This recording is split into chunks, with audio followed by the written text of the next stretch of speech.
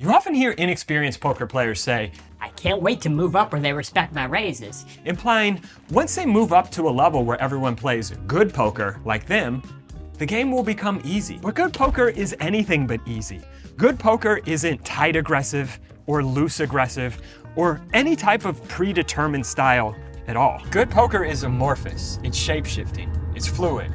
It's constantly adapting and adjusting and counter-adjusting to the 7 or 5 or 1 other villain sitting across from you. And me, I'm much more interested in making the most amount of money rather than being perceived as good. With that in mind, I'm going to give you 4 plays you've probably seen bad players make. Plays that on the surface might even be considered fishy. But in the right context, these plays could often be the highest EV option. Here's 4 fishy poker plays you should definitely add to your toolkit if you care more about winning money than being perceived as playing good poker.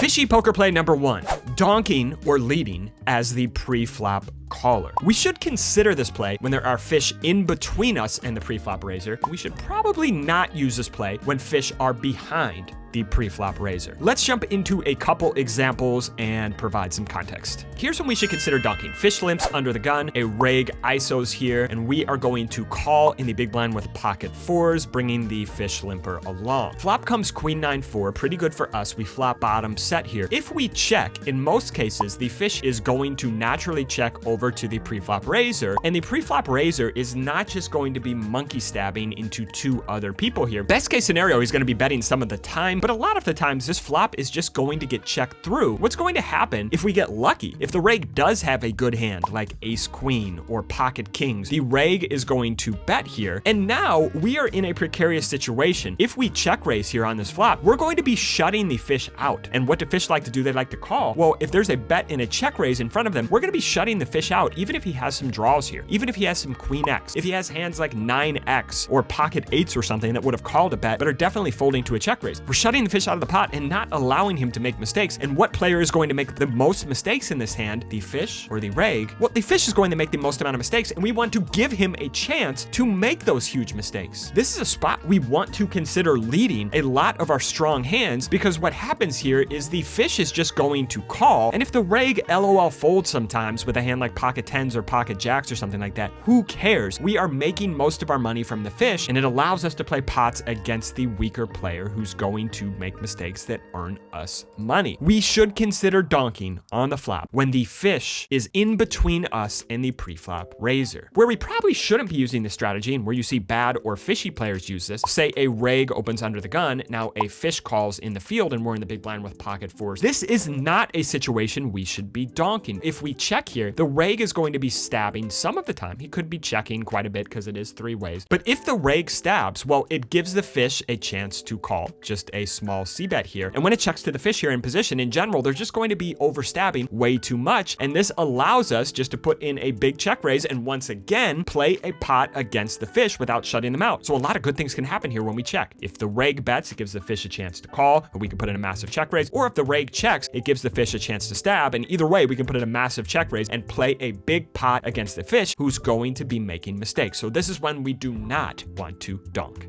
All right, let's move on to fishy play number 2, trapping pre-flop. And generally, when we are relatively deep playing cash game poker, trapping pre-flop is not something that should be emphasized. If we have good hands, we generally just want to 3-bet, 4-bet, whatever, pile in the money. But when we should consider maybe doing some trapping pre-flop is when a strong reg opens and there are fish behind. When we should not be trapping pre-flop is when a fish opens. When a fish opens, we just want to 3-bet, get the pot heads up in position against a weaker player who we are going to have a massive skill advantage on. Let me show a couple of examples here. In this example, a strong reg opens under the gun and we look down at pocket queens. And if you look behind us, we've got a fish in the cutoff, a fish on the button, and a fish in both of the blinds. This is going to be a common scenario when you are playing lower stakes poker, maybe 1 or 2 other solid players at the table, and the rest of the table is going to be recreational players and fish. And so in this specific example, I would consider flatting a lot of strong hands. If we do have a hand that can absolutely cooler the reg, aces or kings, we definitely want to be 3-betting, but I might be flatting flatting quite a bit here with hands as strong as queens, ace king, ace queen suited. And you may be thinking, well, Mark, we're only 3-betting very, very good hands here. Isn't that exploitable by a strong thinking player? Yes, it is. And so we're not just 3-betting the top of our range when a strong reg opens. See, I'd be flatting queens here. I would be 3-betting maybe the top of my range and the bottom of my continuing range. So let me show you an example. Versus an early position open from a reg with all fish behind when we are also early position, it may look something like this. I would always want to 3-bet the top of my range, aces, ace king suited, and pocket kings. I'd be flatting here with a lot of the upper middle portion of my range. So ace queen suited, ace jack suited, king queen suited, ace king off. All of these hands would get flatted. The bottom of my continuing range versus an early position open would get 3-bet. So maybe a hand like ace 5 suited, king 10, queen 10, jack 10, 10 9. The worst hands that I would consider calling here versus an under the gun open, these would be 3-bet. Now let's say a reg opens from the cutoff and we are on the button and there's 2 fish behind in the blinds. My 3-betting range against a reg may look something like this. Again, the top of my range, but that expands a little bit because we're late position. So now queens and ace king off might always be in there. And the bottom of our range now expands to slightly worse hands because this is a late versus late configuration. So I may be 3-betting some smaller suited connectors, maybe my worst suited aces, ace deuce and ace 6, maybe a suited king like king 8 suited, king 9 suited, jack 9 suited, 10 8 suited, something like that. The middle of my range, all my suited broadways, my pocket pairs, ace queen off, king queen suited, etc. All these hands would now be flatted. A hand like ace 5 suited, ace 4 suited, these are now more near the middle of our range and we don't want to be 3-betting these. The overall point is when a strong reg opens, we want to be doing a lot of flatting with the upper middle portion of our range when the rest of the table is going to have a lot of fish behind. All right, guys, real quick, if you're enjoying this video, if you think this is helping your poker game in any way, shape, or form, please just leave a comment that says smooch, and I will consider kissing you, which is a win for you, a win for me, a win for everybody involved. Thank you guys. Have a gentle day. All right, fishy poker play number 3, min clicking value. We've all seen fish do this. They have a hand they like, but they don't love, and they min click. They raise it like 2x. We want to consider doing this when our opponent has a linear range. We don't want to do this when our opponent has a more polar range. So linear simply means good, better, best. It's going to mean our opponent is probably not bluffing. They probably just have a decent hand. When our opponent is polar, it means they're going to have either a very strong hand or a bluff. So let's jump in and I will show you when to use this min click value play. All right, so in this one, we open queen 10 of clubs in the cutoff, villain on the button calls, queen 7 6. And as you guys know, I'm a big fan of checking my entire range out of position to recreational players because in general, they tend to overstab, telegraph their hand strength with their bet sizing, and they do not protect their check back range. So I'm just going to check here with top pair, and our opponent goes a little under half pot. We are going to call. Turn now is a 5 of clubs, bringing in a backdoor flush draw, which we have along with top pair. We're going to check. Our opponent goes a little under half pot again, and our hand, good enough as a bluff catcher here. A lot of mistakes I see more novice poker players make is just turning top pair with a draw into a bluff for some inexplicable reason. No, we are just ahead here a lot of the time, right? We're ahead here of hands like 7 8, pocket 8s, pocket 9s, hands like 6 8 suited that are just clicking here, that are just going to check back on the river, etc. We're just ahead of enough stuff. So we are going to call. River now is a deuce of clubs, and our opponent still has the lead. Now, just a little side note, this may be an example where I'd consider donking because in live poker, most opponents don't value bet thinly enough or bluff enough. So in general, this river is just going to go check, check a lot. For the sake of this example, we are going to check it over to our opponent, and our opponent is going to go $75. That means they're going to have a more linear range. When our opponent chooses a small size in position on the river, it's going to be kind of an under bluff spot. Now, if we're in position and our opponent's out of position and they choose a small size from out of position, that can often be a bluff because they don't want to face the embarrassment of the river going check, check and them having to turn over their cards first where they have 9 high or 10 high or something like that and they have to show. When they're in position, oftentimes they just don't bluff when they have a bluff. They just check it back because we have to show first. They don't face the embarrassment and they can just say, I missed and muck their cards. So usually the small bet in position is going to be hands that they like but don't love. This is not going to be a bluff and it's not going to be very strong hands because if it was a strong hand, if they had a hand like 8 9 here or they had a hand like pocket 7s, they would generally just size up up more. Fear and greed drive live poker players' decisions. I'm sure you've heard me say it. If they had a strong hand, they would just size up because they get greedy. So what is this going to be? It's going to be a lot of hands like ace queen, queen king, queen jack. It's just going to be a ton of queen X here. So this would be a spot to min click when we have value, because in this spot, if we raise big, what's a hand even as strong as ace queen going to do here? They're going to fold. So our opponent is repping a linear range here. They're probably not bluffing, and they just don't have very many strong hands. So this would be a spot to go for the min click with value. Maybe we just raise it up $100, a little bit more than a min click, make it super easy for our opponent to just call with one chip. Where we don't want to use this is when our opponent is more polar, when they are repping either a very strong hand or a bluff. So let me show you. Our opponent opens in the cutoff. We are going to 3-bet on the button with ace king of hearts here, and our opponent is going to call. Flop comes 5-4-3. As you guys know, my MO,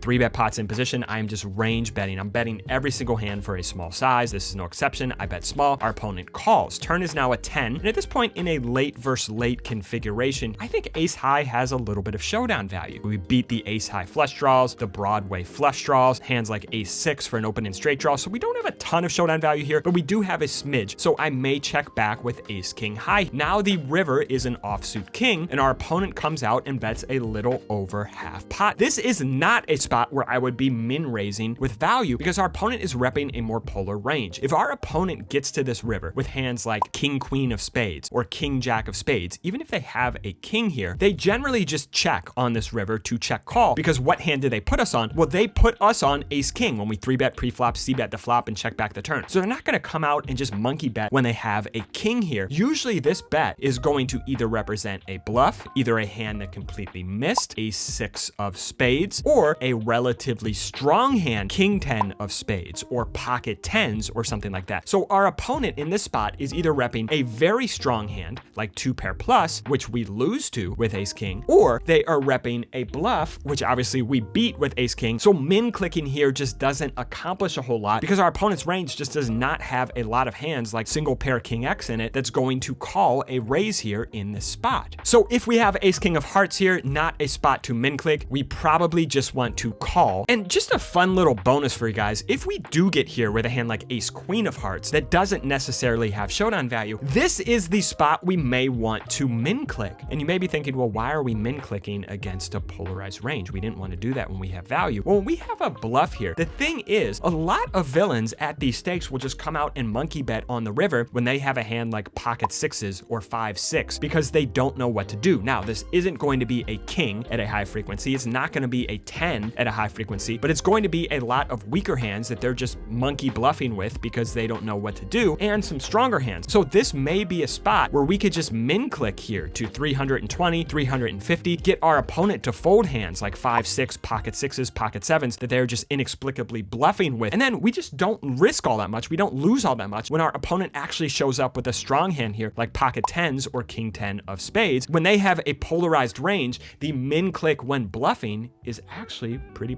good. All right, fishy play number 4. The small bet in position on the river. If you've ever played with a solver and you try to give it small bets on the river in position and also give it medium or big bets, it's almost never going to prefer the small size. The reason being, it just doesn't like to reopen the action very thinly and allow our opponent to check raise us off our equity. In equilibrium land, the solver usually prefers to use medium to big bets in position on the river. It almost never ever uses the small bet in position on the river. But I think this play can be pretty good against live opponents. So when we should use the small bet in position on the river, when we have thin value targeting a weak range. This makes sense, right? We have top pair and our opponent just doesn't have very many strong hands, so we want to bet small to ensure they can call with worse. Also, when we have bluffs targeting a strong range, let's say our opponent gets to the river with either top pair plus or busted draws and we have 7 high, well, a small bet on the river in position could be very nice because we just get them to fold their busted draws and we're going to lose the minimum when they have top pair. When not to use this when we have thick value targeting a strong range. So say, for example, we have a set and our opponent has a lot of 2 pair, but we don't want to go small. We just want to win the max there. Or bluffs targeting a weak range. When our opponent has a very weak range and we get to the river with 7 high or 10 high or something, generally when they have a weak range, we can just go for a near range fold. So we want to be using a big size. So let's jump into examples of the small bet in position on the river. First, when to use it. All right, first example, when to use this, when we have thin value targeting a weak range. So our opponent opens in the cutoff, we 3-bet on the button with ace-5 of spades. They call. Look at this, we flop a combo draw. We're going to c-bet small in a 3-bet pot in position. Our opponent calls. Now the turn is an 8. They check it over. When our opponent is capped on the turn, I'm using a very big size. What does capped mean? Generally, they just don't have very many strong hands. When our opponents are capped and they're not going to put in more money for us, I generally like to use a big size. So I go 250 here, just over pot. Our opponent calls. Now the river is an ace and our opponent checks it over. And this is the example here. What do we want to target on this river? Hands like king jack, queen jack, jack 9 suited. But those hands have been downgraded on the river. When an ace comes, we would have to bet relatively small to get those hands to call. So thin value targeting a weak range here. I may use a 1/3 pot sizing to target hands like king jack, queen jack, jack 10. Another example of where to use a small bet in position on the river when we have bluffs targeting a strong range. So say our opponent opens in the cutoff, we 3-bet with 7-6. Flop comes king 10-5. We're just c-betting our entire range in position. Our opponent calls. Turn is now 4. We turn open-ended, and generally on this turn, once again, our opponent is capped because they're not going to have pocket kings. That would 4-bet pre-flop. Pocket 10s or pocket 5s would check raise on the flop. King 10 would check raise on the flop. They're just going to have a lot of top pair here, a lot of big draws. So we are going to go big on this turn because our opponent is capped. Now we get to the river and we brick on this river, and when our opponent checks it over, we've got an SPR of less than 1. If our opponent has a hand like ace king, king queen, king jack here, they are probably not folding even if we jam. But if we bet very, very small here, right? If we just breathe on this pot, our opponent may fold hands like ace jack of spades or queen jack or jack 9 of spades or something like that. If we get the ace highs, the queen highs, the jack highs here to fold, that is a huge print for us when we have 7 high getting to this river, and we just know we don't need to go all in to get those hands to fold. When we go all in, we're just going to lose the max when our opponent shows up with king X here. So we can just get a much better price on our bluff. So when our opponent has a very strong range, often using this small size on the river with bluffs is pretty good. Where we should not use this small bet in position on the river is when we have thick value targeting a very strong range. So let's go back to this ace-5 example. But let's say in this example, we have pocket 8s instead of ace-5 of spades. And we get to this river and the river is an ace. And now we have thick value and we can target a very strong range. We can target a lot stronger hands. Hands like ace-jack, ace-4 of spades, ace-8 of spades, even a hand like ace-queen or ace-10 of spades. I don't think any of those hands are folding for a very big size. So we would not want to use a small bet in position on the river when we have thick value and we can target a very strong range. We may just want to go all in, targeting our opponent's 2 pair and ace-x of spades. One final example of where not to use this again is when we have bluffs targeting a weak range. We talked about when we have bluffs targeting a strong range, it's pretty good. But when we have bluffs targeting a weak range, we probably don't want to use a small size, and here is why. So say we have 7-6 of diamonds on this king 10-5 flop again. We c-bet, our opponent calls. Now a flushing card comes in on the turn. Our opponent, remember, would raise off if they have king 10 suited, pocket 10s, pocket 5s on the flop. So getting to this turn, well, our opponent doesn't have 2 pair and sets, but they do have some flushes. When the nuts change on the turn, we like to size down and give our opponents another chance to raise off their strong shit and call with their weak shit. Fear and greed drive their decisions. Fear being they don't want a 4th flushing card to roll off. Greed being they have a very strong hand, they want to pile in money now. So our opponent here on this turn is going to raise off when they have flushes, and remember, they don't have 2 pair and sets because those would have mostly raised on the flop. Now we get to the river after our opponent just calls on the turn, so we know now our opponent does not have 2 pair and sets at a high frequency, and they do not have flushes at a high frequency. What is our opponent's range going to be getting to this river? Well, it's going to be a lot of single pair hands with just a spade. And on this case, when the flush gets there, our opponent has a much weaker range than when the board bricks out, because we know they don't have flushes, we know they don't have 2 pair or sets, and our opponent probably is not going to get nearly as sticky with a hand like king queen or king jack when the flush comes in, because it's harder to put us on the bluff. So when we have a bluff targeting a weak range, that's not when we want to use a small bet, because now we think we can get a range fold. We may even be able to get a hand as strong as ace king to fold here. We can certainly get king queen, king 9 suited to fold here. We are targeting a weak range, and we'd probably not want to use the small bet. We want to use the big bet here on the river. All right, guys, hopefully you're like me and you care way more about winning a bunch of money rather than being perceived as playing good poker. And hopefully these 4 fishy plays you can add to your toolkit right away and start stacking that money to the ceiling. Thank you, guys, and have a gentle day.